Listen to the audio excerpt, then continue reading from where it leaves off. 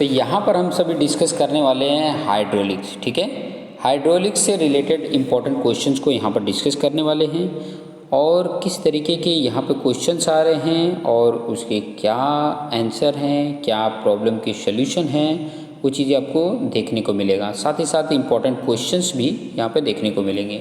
जैसे यहाँ पे क्वेश्चंस है define fluid and surface tension. ठीक है, define fluid and surface tension. तो यहाँ पर फ्लूइड का डेफिनेशन देख सकते हैं। फ्लूइड, आपको फ्लूइड के लिए अगर मैं बोलूँ तो फ्लूइड लिक्विड भी होता है और गैस भी होता है।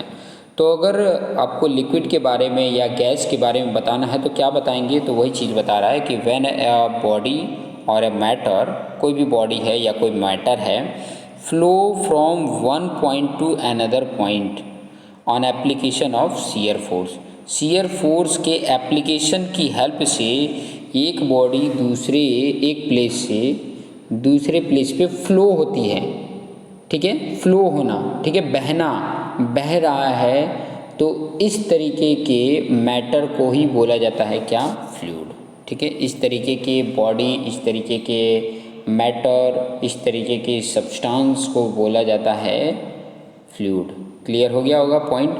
जैसे कि लिक्विड, एग्जाम्पल में लिखना हो तो लिक्विड, गैस, जितने भी लिक्विड हैं फ्लूइड हैं, जितने भी टाइप की गैस हैं फ्लूइड हैं। क्लियर। चलिए नेक्स्ट पॉइंट है सरफेस टेंशन। ठीक है, सरफेस टेंशन का डेफिनेशन क्या है, a tensile force acting on a free surface. कोई फ्री सरफेस है, उसके सरफेस पे टेंसाइल फोर्स एक्ट होता है पर यूनिट लेंथ, ध्यान देना, पर unit length is called as a surface tension. मतलब सरफेस टेंशन को अगर आपको बताना हो तो टेंसाइल फोर्स अपन पर यूनिट लेंथ, ये आप बता सकते हैं। ठीक है, आपको बहुत सारे प्रैक्टिकल एग्जाम्पल देखना है तो आप चाय लेते हैं तो देखते हैं ऊपर की तरफ एक मलाई जम जाती है, this is the reason of surface tension. आप अगर देखोगे छोटे कीड़े पानी पे चलने लग जाते हैं, this is the reason of surface tension. ये जो ब्लेड होता है, ब्लेड आपको पता होगा, जो दाढ़ी बनाने के लिए नाई यूज करते हैं, वो ब्लेड को हम वाटर के सरफेस के ऊपर रखते हैं तो तैरता है, this is the reason of surface tension. तो ऐसे कई सारे प्रैक्टिकल रीजन हैं जो आप यहाँ पे समझ सकते हैं। ठीक है, उसका यूनिट अगर पूछ रहा है तो न्यूटन पर mm लिख दो या न्यूटन पर मीटर। चलिए नेक्स्ट इंपॉर्टेंट क्वेश्चन को डिस्कस करते हैं, एनलिस्ट प्रेशर मेजरिंग डिवाइस। यहाँ पे प्रेशर मेजरिंग डिवाइस की बात किया है कि कौन कौन से ऐसे डिवाइस हैं जिससे हम प्रेशर को मेजर करते हैं। तो दो तरीके का डिवाइस है, ध्यान दीजिएगा। एक है मैनोमीटर डिवाइस और दूसरा है mechanical gauge. Manometer, mechanical gauge. Manometer में जो होता है वो है piezometer, simple U tube manometer, differential U tube manometer, inverted U tube manometer. ये मैनोमीटर में आ जाते हैं। इतने टाइप से मेजरिंग डिवाइस हैं। मैकेनिकल जो गेज है उसके बारे में देख सकते हैं। पहला है Bourdon tube pressure gauge, diaphragm pressure gauge, bellows pressure gauge and dead weight pressure gauge. ये सारे ऐसे डिवाइस हैं जिससे हम प्रेशर को मेजरमेंट करते हैं। ठीक है, अब बोलोगे कि इतने सारे डिवाइसेस क्यों हैं, तो आपको ये आइडिया होना चाहिए कि इतने सारी जितने भी डिवाइसेस होती हैं वो अलग अलग प्रेशर को मेजरमेंट करने के लिए होती हैं। जैसे कि किसी का रेंज बहुत ज़्यादा हाई प्रेशर हो तो उसको, किसी का बहुत कम प्रेशर है तो उसको मेजरमेंट करने के लिए, तो ये अलग अलग डिवाइस का अलग अलग रोल होता है। तो ये उनके बेस पे ये अलग अलग टाइप के डिवाइसेस हैं। तो ये नाम याद रख सकते हैं। एनलिस्ट करने के लिए बोले तो ऐसे ही सिर्फ लिख देते हैं तो आपको मार्क्स फुल मिल जाते हैं। तो ये पॉइंट को उसको ध्यान में रखेंगे। नेक्स्ट इम्पॉर्टेंट है कि अगर वीडियो आपको स्लो लग रहा है तो आप स्पीड में कर सकते हैं। इसमें फीचर्स दिए गए हैं यूट्यूब में कि आप उस फीचर्स को क्लिक करके आप स्पीड कर सकते हो। ठीक है, तो स्पीड में भी आप देख सकते हैं। चलिए नेक्स्ट क्वेश्चन है आपके सामने, डिफाइन कोहेजन एंड एडहेजन। बहुत इंपॉर्टेंट टॉपिक है जो आपके लिए बहुत काम आ सकती है। तो कोहेजन क्या होता है? कोहेजन कहता है attraction between the molecules of same liquid. Same liquid के जो मॉलिक्यूल्स हैं उनके बीच का जो अट्रैक्शन होता है उसी अट्रैक्शन को बोला जाता है कोहेजन। सेम मॉलिक्यूल के लिक्विड है, मतलब मान लो कि एक लिक्विड है, उसके जो मॉलिक्यूल होंगे वो सेम होंगे, उनके बीच में जो अट्रैक्शन होता है उसे बोला जाता है कोहेजन। ठीक है, जैसे अगर मैं बोलूँ कि वाटर के जो मॉलिक्यूल हैं, वाटर के जो मॉलिक्यूल्स हैं उनके बीच में जो अट्रैक्शन है जिससे कि वो बॉन्ड बने हुए हैं, उस अट्रैक्शन को बोलते हैं कोहेजन। ठीक है, क्लियर हो गया। अभी एक और रीजन से समझ सकते हैं। चलिए पहले एडहेजन समझ लेते हैं, और दूसरा इसी में आगे लिखा हुआ है due to cohesion liquid possess surface tension. ठीक है, ड्यू टू कोहेजन, कोहेजन के कारण लिक्विड पोजेस करता है क्या, सरफेस टेंशन, सरफेस टेंशन को पोजेस करता है। एडहेजन का बारे में देख लेते हैं। एडहेजन क्या बोला है, attraction between the molecules of liquid to another body, मतलब कह सकते हैं कि दो अदर मॉलिक्यूल्स, ठीक है, या डिफरेंट मॉलिक्यूल्स के बीच में जो अट्रैक्शन होता है, attraction between different molecules is called as a adhesion. Attraction between different molecules is called as adhesion. ठीक है, तो ये एडहेजन।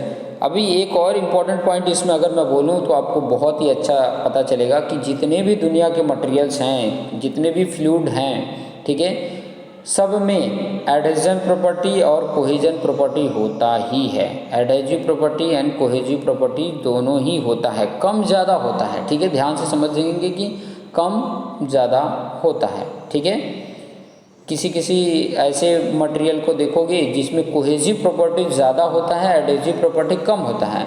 किसी में आप देखोगे कि एडहेजिव प्रॉपर्टी ज़्यादा होता है, कोहेजिव प्रॉपर्टीज कम होता है। Clear.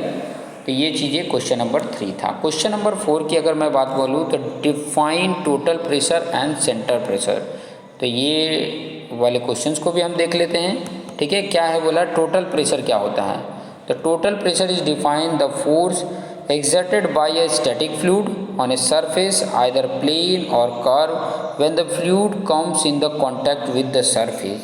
This force is always act normal to the surface, मतलब जो आप सरफेस है, जो भी आप लिक्विड लिए हो, उस लिक्विड के सरफेस के परपेंडिकुलर जो फोर्स लग रहा हो, ठीक है, बोला total pressure is defined as the force exerted by static fluid, कोई स्टैटिक फ्लूइड है on the surface of either plane or curved when the fluid comes in contact with the surface, this force is always acts normal to the surface. ठीक है, normal to होता है, perpendicular होता है, normal to the surface होता है। Centre pressure क्या होता है, सेंटर प्रेशर क्या बताना है, the point eight which the total pressure act the surface emerge in liquid, कोई भी सरफेस का बॉडी है जो हम इमर्ज करते हैं, लिक्विड के अंदर इमर्ज करते हैं, तो उसकी टोटल प्रेशर जिस पॉइंट पे लगता है उस पॉइंट को बोला जाता है सेंटर ऑफ प्रेशर। क्लियर हो गया होगा। ठीक है, उसे सेंटर ऑफ प्रेशर बोलते हैं। नेक्स्ट इम्पॉर्टेंट पॉइंट है, बहुत इम्पॉर्टेंट है, मोस्ट इम्पॉर्टेंट है, state and explain pascal law. State मतलब स्टेटमेंट, पास्कल लॉ का स्टेटमेंट भी देना है प्लस उसके डेरिवेशंस को भी देना है।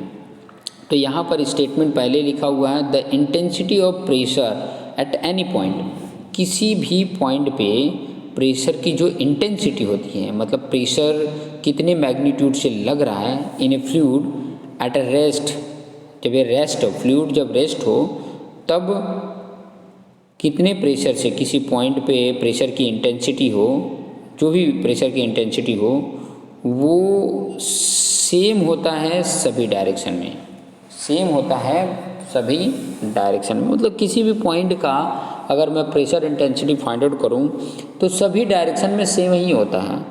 ये पास्कल ने स्टेटमेंट दिया था।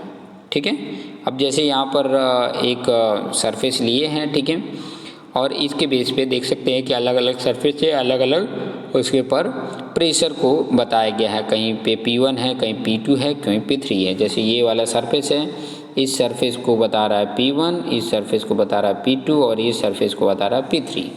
इसके बेस पे आपको बताना है कि ये P1 equal to P2 equal to P3, ये प्रूव करके बताना है। प्रूव करके बता देते हैं तो हमें ये पता चल जाता है कि ये जो पास्कल ने कहा था ये लॉ सही है। विद द हेल्प ऑफ हम एनालिटिकल मेथड से बता रहे हैं, आप प्रैक्टिकली इसको परफॉर्म करेंगे तो आप उसके बेस पे भी बता सकते हैं। ठीक है, जैसे यहाँ पे बोला consider veg shape liquid element ABCDF, जो आपको फिगर अभी दिखाया मैंने। P1 P2 P3 अलग अलग 3 सरफेस हैं जिनके ऊपर प्रेशर इंटेंसिटी यहाँ पे बताया हुआ है। और हम सभी को पता है कि जो प्रेशर इंटेंसिटी होती है टोटल प्रेशर अपन टोटल एरिया होता है। तो तो यहाँ पे देख सकते हैं कि टोटल प्रेशर यहाँ कैपिटल P है, ये स्मॉल p अपॉन एरिया है। फिर उसके बाद से जो स्मॉल p मतलब अलग अलग प्रेशर लग रहा है वो क्या होगा, टोटल प्रेशर इंटू एरिया हो जाएगा। और उसके बेस पे निकाल सकते हैं कि टोटल प्रेशर इंटू एरिया, मतलब एरिया क्या है, A B into D S. A B मतलब ए बी लेंथ और डी एस मतलब अपोजिट वाला लेंथ, उनके एरिया बता दे रहा है। मतलब एक शॉर्ट स्ट्रिप लिए हैं तो उस स्ट्रिप का ये एरिया है। क्लियर। वैसे P2 का भी हो जाएगा, वैसे P3 का भी हो जाएगा। क्लियर। और ये सारे मेजरमेंट होने के बाद आपको पता है कि sine theta equal to opposite side upon hypotenuse होता है। तो यहाँ पे देखिए थीटा के सामने वाला ये अपोजिट हो गया, ये एडजेसेंट हो गया और ये हाइपोटेनियस हो गया। तो sine theta equal to opposite BC upon hypotenuse AC लिख दिया गया। वही cos theta equal to adjacent AB और हाइपोटेनियस AC हो जाता है। यहाँ पर आप देख सकते हैं ये दोनों लिखा हुआ। इसके बेस पे मुझे चाहिए BC, यहाँ BC चाहिए तो ये AC डिवाइड है तो उस तरफ मल्टीप्लिकेशन हो जाएगा, तो AC साइन थीटा हो गया ये। और उसी तरीके से इस वाले में, इस फॉर्मूले में देखोगे तो AB चाहिए तो AC कॉस थीटा हो जाता है। क्लियर। टोटल प्रेशर ABEF के लिए अगर निकालेंगे तो प्रेशर इंटेंसिटी इंटू एरिया हो जाएगा, pressure intensity into area. Total pressure on force this BCDE पे निकालोगे तो P2 फोर्स है, BC इंटू DS हो जाएगा। वही तीसरे के लिए निकालोगे तो P3 into AC into DS हो गया। और उसके बाद से हमें पता है कि हॉरिजॉन्टल फोर्स जो होता है, रिजॉल्विंग अगर फोर्स अगर हॉरिजॉन्टली फाइंड आउट कर रहे हो तो डेल्टा H इक्वल टू क्या हो जाता है, 0 हो जाता है। इसका मतलब summation of horizontal pressure equal to 0। ठीक है। तो हमने राइट हैंड का प्रेशर और लेफ्ट हैंड का प्रेशर को हमने क्या कर दिया, रिजॉल्व कर दिया। इसके बेस पे हमें ये पता चल गया कि P2 इक्वल टू P3 हो गया। ठीक है। P2 की वैल्यू P3 के इक्वल हो गया। वही सेम प्रोसीजर वर्टिकली में अगर करते हैं तो इस कंडीशन में P1 इक्वल टू P3 हो गया। और इसके बेस पे मुझे तीनों सरफेस पे जो प्रेशर की इंटेंसिटी है वो इक्वल आ जा रही है। ठीक है। यही हमें प्रूव करना था। पास्कल के लॉ ने यही कहा था कि जो प्रेशर इंटेंसिटी होती है सभी डायरेक्शन में, इन ऑल डायरेक्शन में सेम होता है। ये पास्कल का लॉ था। क्लियर। तो ये डिराइव करके आप बता देंगे तो आपका काम पॉसिबल हो जाएगा, संभव हो जाएगा जो चाहिए। नेक्स्ट है एक्सप्लेन्स बॉर्डन प्रेशर गेज। आपको पता है ये मेजरिंग डिवाइस है। ठीक है। इस डिवाइस को आपने क्या करना है, ये फिगर बना लेना है जिस प्रकार से ये फिगर बना हुआ है। इस फिगर को 2-3 बार प्रैक्टिस करना है। उसके बाद कुछ इसके इंपॉर्टेंट पॉइंट है वो कंपोनेंट लिख देना है। जैसे the component of a Bourdon gauge यार, क्या बॉर्डन ट्यूब होता है, सेक्टर होता है, पिनियन होता है, डायल गेज होता है और पॉइंटर होता है।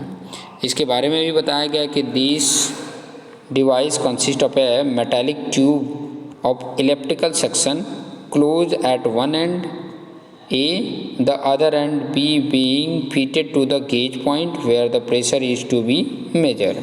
Clear?